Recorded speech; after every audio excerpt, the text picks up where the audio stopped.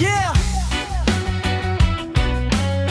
Init sa kalsada, taas ng bilihin, pero sabi nila, okay lang daw.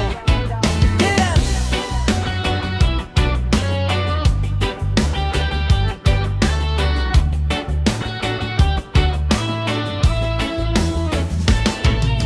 Umaga pa lang, pila na sa sakayan.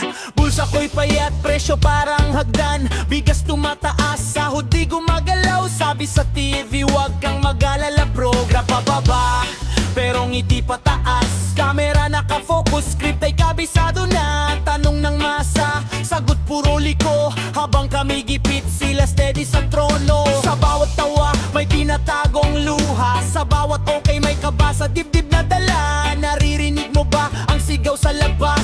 O nalunod na sa ingay ng palakpakan? Hira lang ba to? Sabihin mo sa akin kung bakit ang hirap pero chill lang sila rin. Presyo ay taas, parang walang hanggan, pero sinasabi ayos lang ang bayan. No, alam ba to?